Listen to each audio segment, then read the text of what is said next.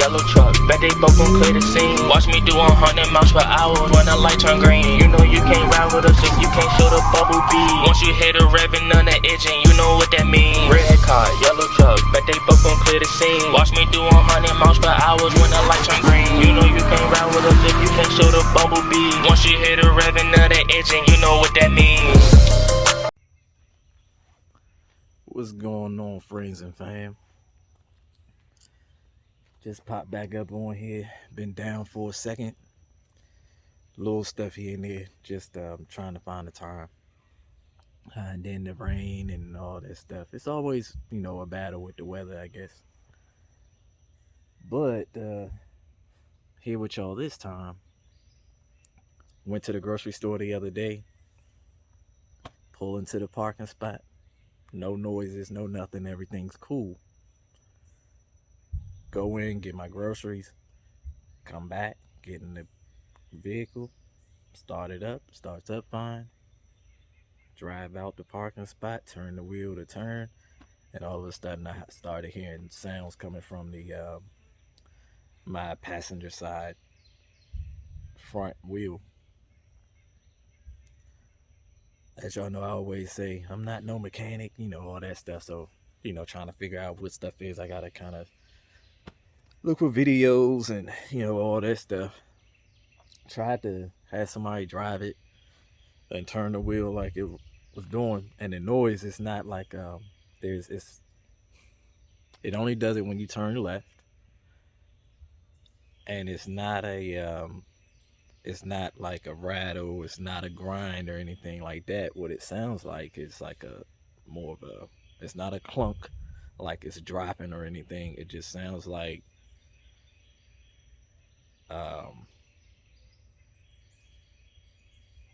it's like if you stuck something in a spoke while it was spinning. You know what I mean? That's like if you took something metal and stuck it in like a fan while it was turning. That's the best way I could explain the sound. I don't want to be one of them people that's trying to make the noises. You know how it is to you all mechanics out there. Y'all not gonna make a fool out of me, not today. But yeah, so I'll show y'all how I figure out what it is.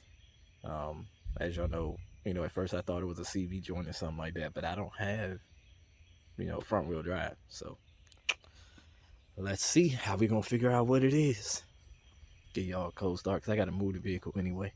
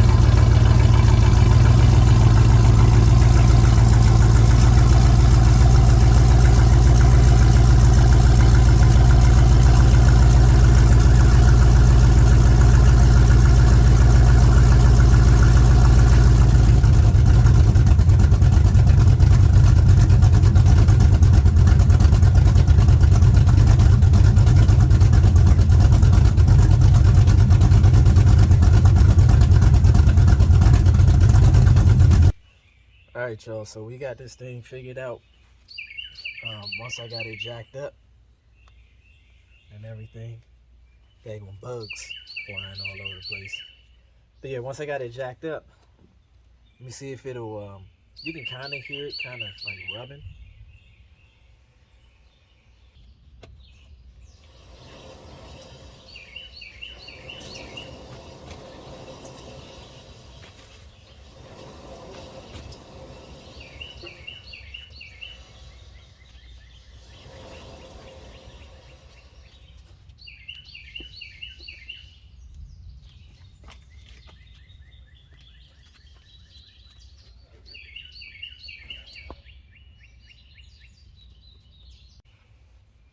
And if that's not loud enough for you, let me see if I can get it to make the other noise.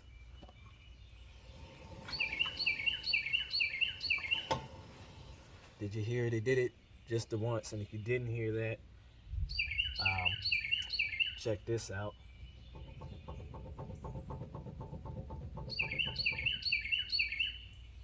Now, also check this out.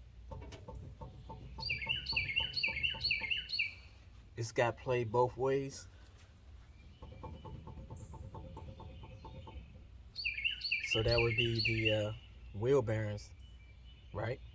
Or the hub bearing. So what I also checked out is when I first seen it move like this, going side to side, that usually means you need to check your tie rod.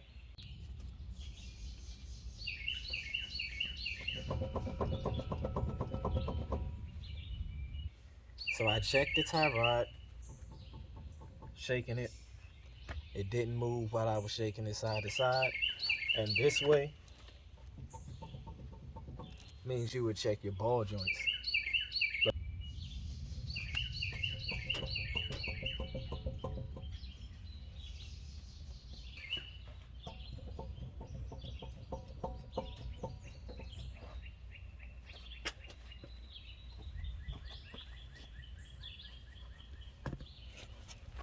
Okay, come on.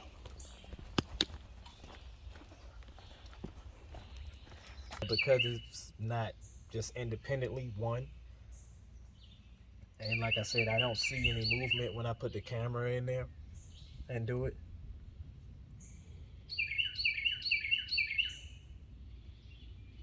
I feel like it's that, plus you can hear it when I spin it. It just did it again. So, yep, we're gonna get this thing, the wheel off. We're gonna change that out. We'll be back on the road.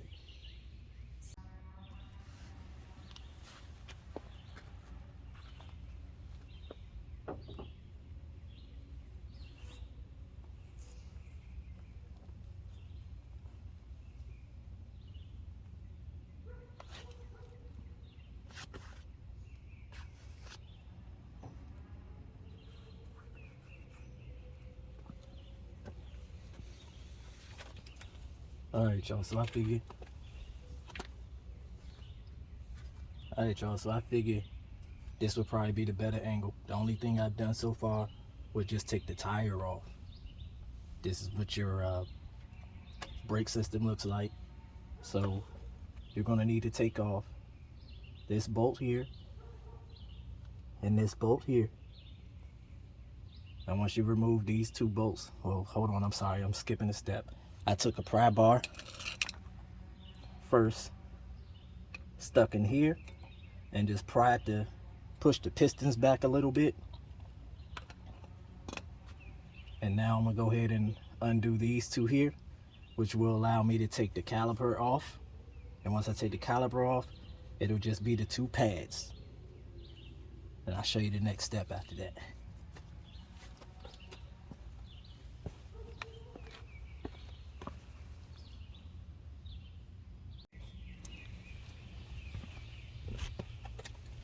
You know what? I'm gonna be nice enough to give y'all the right sizes too. So this one here, I'm using the 13mm to get it.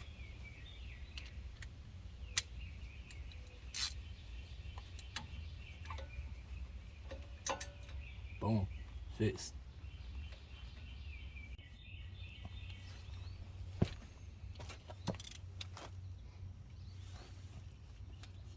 Alright, so this is going to be the next step after taking the brake caliper off.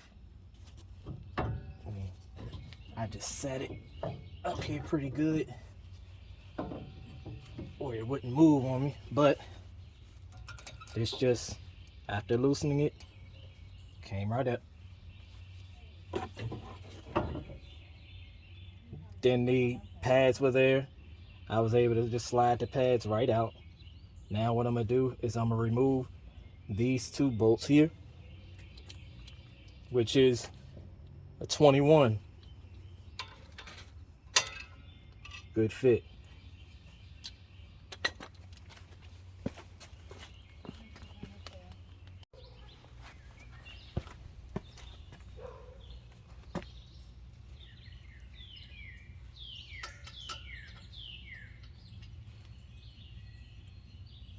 Okay guys, looks like the socket to use is going to be an 18 millimeter to take out those 3 bolts that's holding in the hub.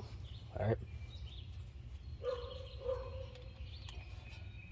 I switched ratchets.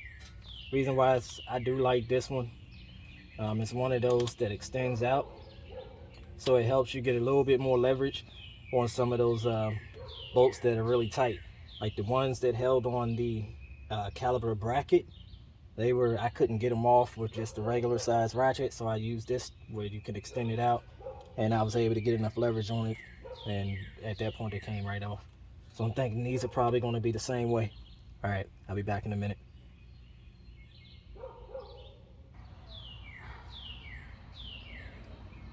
All right, y'all, so we have definitely come to the conclusion that it's the bearings in the hub. See if you all can hear it.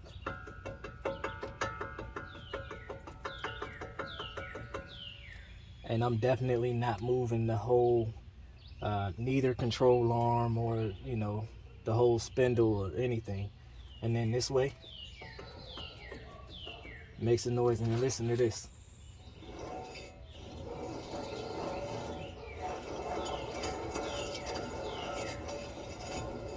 Sounds wonderful, doesn't it?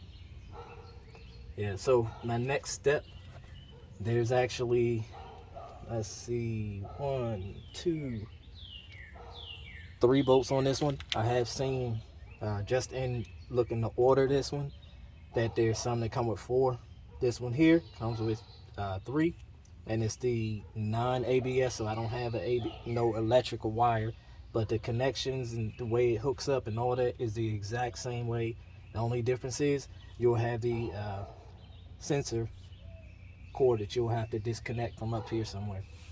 But yeah, like I said, right back behind here, there's 1, 2, and 3 on this side. And I'll try to see if I can get a angle to show y'all back here.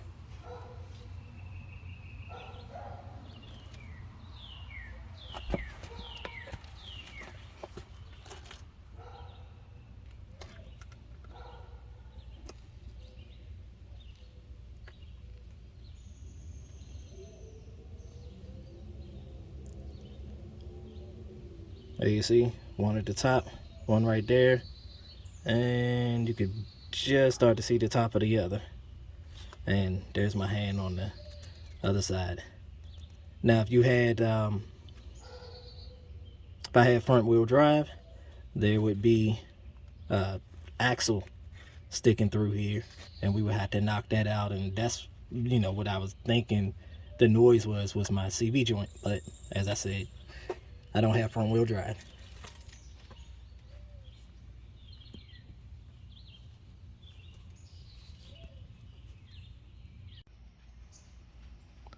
Boom. Got it out of there, guys. All right, so I'm not gonna lie to you, this was not the easiest thing to do. So where they some videos talk about where once you take the 3 bolts out, which are these, they come out of that spot, 1, 2, 3. And the crazy thing is they only hold on from here to here, and then you see the end of it is all rust, because that's the exposed part. So literally from the rust to about right here is the only part that really holds anything.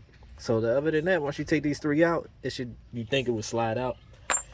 Doesn't happen. So I banged on it, hit it with PB Blast, all that good stuff, banging, nothing actually got it out. And I'll show you, I even put, like, I got behind it and hit it with, put a crowbar in there and bang, nothing, right? It just stayed there. I even tried putting heat to it, nothing. So in the end, what I did wind up doing, and you know, honestly, it might have been moving, but very little each hit I did, to be honest. But what I wound up doing was I loosened the lower control arm, the upper control arm, and the sway bar. So what I did was I loosened the sway bar, actually to where it is now. I haven't tightened it up yet. I took the bolt right there, the nut right there. I took that one all the way down to the, down to the bottom here. Let me get it on. Down to the bottom here. And I basically did the same thing to that one. Took me a hammer and I banged right here. Boom, boom. Just 2 taps and it dropped. I was like, all right, cool. And I basically did the same thing down bottom. Tap, tap. Oh, I didn't show you. I'm sorry. Tap, tap. And that dropped loose. Now, the reason why I didn't take them completely off is because once you do that, there's nothing holding it. And it'll just drop and fall. And it can fall on your toe, foot, leg, something like that. So I took the rest of the nut off from down bottom. The one that was up top was on the holding. So I held it, took that nut off, pulled the top control arm. And then at that point, I was able to actually move the spindle completely out. Once I turned the spindle completely out, I set the tire underneath it. As you see, the tire is right there. Set the tire underneath it to hold it for me. And I just went to whacking at the back of this thing. Part of it, I took a crowbar like that and just was banging on it. And I did it all the way around. And it took a little bit. Like I said, just don't give up. Just keep getting at it. And as far as the sizes for the, that's your ball joint right there on your lower control arm. As far as that nut right there, what I used, let me see if this is the one I used. No. Okay, so what I used on that one was this 7/8. Fit perfect. And then as far as the sway bar and the upper control arm, those were smaller. I used 13/16. So that's how I got that off. And like I said, I just banged it. So I just put everything back. And I give you all the torque specs. Because when you put these back, you want to put them back to correct torque. You know? So I show you all that too. And I'll actually post the, I'll put up a screenshot of the torque specs. All right. So this is going to conclude the first part to this, I guess, tutorial. I'm going to break it up into 2 parts. I was expecting the part to have already come in the mail. So that won't be here until tomorrow. So we're going to hold off right here. Just look out for the second video. Just look for part 2. All right. As always, walk with me. Peace.